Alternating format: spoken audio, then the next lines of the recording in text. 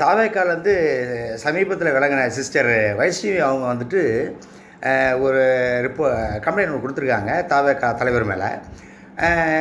என்னென்னா வந்து இழிவாக பேசுகிறாங்க, கட்சியில் இருக்கிறவங்க இதாக பேசுகிறாங்க, ரொம்ப என்னை டிகிரேட் பண்ணுறாங்க, ரொம்ப ரொம்ப பயன்படுத்தக்கூடாத வார்த்தைகள்லாம் பயன்படுத்துகிறாங்க அப்படின்னு சொல்லிட்டு. இதுக்கு ஒரே ஒரு ரீசன் தான். என்னென்னு கேட்டிங்கன்னா, இதில் தலைவர் ஒரு அறிக்கை விடணும் அப்படின்றத தாண்டி ஒரு கட்சியில் இருக்கோம், ஒரு புது கட்சி தொடங்கி இருக்குது, எந்தவித பாதிப்பும் எந்தவித அவமானமும் நம்ம கட்சிக்கோ தலைமைக்கோ தலைவருக்கோ வரக்கூடாதுன்றது பொறுப்பில் இருக்கிறவங்களுக்கு ரொம்ப முக்கியம்.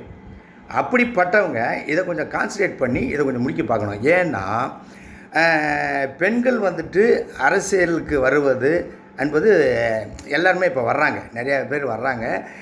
அவங்கள இழிவுபடுத்துறதுனால ஜனநாயக அரசியலில் பெண்கள் உள்ளே வர்றதுக்கு ரொம்ப குறைவாயிடும். அதை நீங்கள் பண்ணக்கூடாது. அதை தாண்டி இன்னொரு விஷயம் நான் சொல்கிறேன். இன்றைக்கி பெண்கள் பார்த்திங்கன்னா நிறைய பேர் அரசியலில் இப்போவும் பயணிச்சுக்கிட்டு இருக்கிறத நீங்கள் பார்ப்பீங்க. இவங்களாம் இன்னும் பயணிச்சுட்டே இருக்காங்க. நீங்கள் இது பண்ணுறதுனால பெண்களுடைய இது வந்து அரசியலில் ரொம்ப குறைஞ்சிரும். அது நல்லதுக்கும் இல்லைன்னு நினைக்கிறேன் நான். சம உரிமைன்னும் போது அவங்களுக்கும் அந்த உரிமை இருக்குது, பேசுகிறாங்க.